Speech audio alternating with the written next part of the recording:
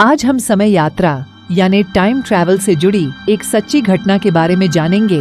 ये घटना जून 1953 की है, जब एक रात 11 से 11:30 के बीच न्यूयॉर्क टाइम स्क्वायर के सामने एक आदमी अचानक प्रकट हो जाता है।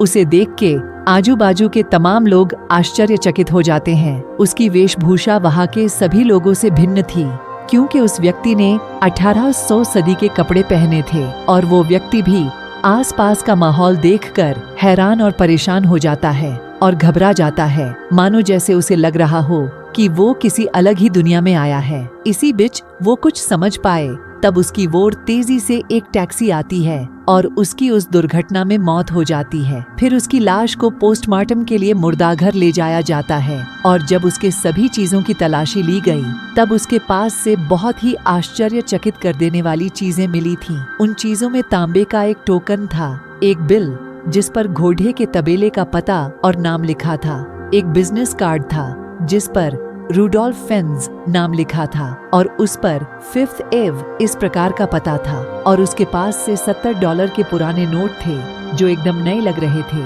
और एक खत था जिस पर 1877 का स्टैंप लगा था। ये सभी चीजें पुरानी होकर भी बिल्कुल नए लग रहे थे और उस व्यक्ति की उम्र लगभग 37 से 30 साल के बीच थी। ये सभी रहस्यमय चीजों को देखकर वहाँ के सभी पुलिस अधिकारी हैरान और परेशान हो जाते हैं। तो फिर न्यूयॉर्क पुलिस ने इस केस के इन्वेस्टिगेशन के लिए कैप्टन रिम को चुना, जो न्यूयॉर्क पुलिस में मिसिंग पर्सन डिपार्टमेंट में काम करते थे। और फिर कैप्टन रिम अपने काम में जल्द से जल्द लग गए। उन्होंने उस बिल और टोकन के अनुसार तबेले और सलून की खोज करनी शुरू कर दी, पर ऐसी जगह उन्हें नहीं मिली। फिर उन्होंने वहाँ के बड़े बुजुर्ग व्यक्ति वो से बातचीत की।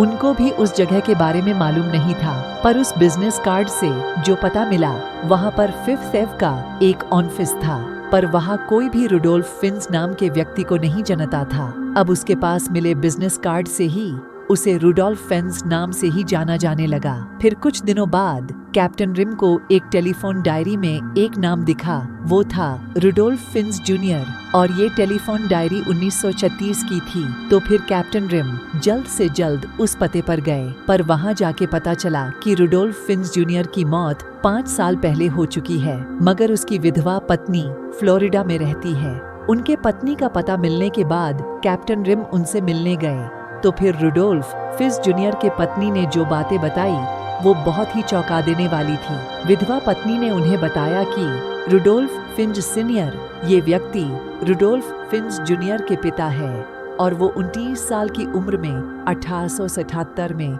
अचानक गायब हो गए थे। उस विधवा पत्नी ने बताया कि एक दिन शाम को वो सडाढक पर घूमने गए थे। उसके बाद ना ही वो सडाढक पर घूमने गए थे, उसके बाद ना ही वो घर वापस आए, और ना ही उनको तब से किसी ने देखा। इसकी पुलिस कंप्लेंट भी तब की थी। ये पूरी बातें सुनकर कैप्टन रिम बहुत ही हैरान और परेशान हो गए। फिर उन्होंने 1877 की लापता लोगों की पुलिस फाइल देखी तो उन्हें विश्वास हो गया कि विधवा पत्नी ने जो बातें बताई वो सब सच थी। उस फाइल में जिस व्यक्ति का हुलिया और वेशभूषा का वर्णन किया था, ठीक उसी तरह उस व्यक्ति से मेल खा रहा था जिसकी उस सड़क हादसे में मौत हो गई थी। इससे ये निष्कर्ष निकलता है कि रूडोल्फ फेन्स, ये व्यक्ति अचानक टाइम ट्रेवल करके अपने समय से 75 साल आगे भविष्य में आ गए थे, पर दुर्भाग्यवश वो कुछ समझ पाए। उनकी उस सड़क हादसे में मौत हो जाती है। ये अब तक की सबसे बड़ी समय यात्रा की घटना मानी जाती है, और तब से रूडोल्फ फेन्स को एक टाइम ट्रैवलर माना जाता है, जो अपने समय से अचानक टाइम ट्रेवल करके भविष्य में 75 साल आगे आ जाता है। दोस्तों, इस घटना को इतने साल होने बावजूद ये रहस्य अभी भी अनसुलझा है। दोस्तों, आपको समय यात्रा से जुड़ी एक सच्ची घटना के बारे में क्या लगता है? हमें कमेंट करके बताएं।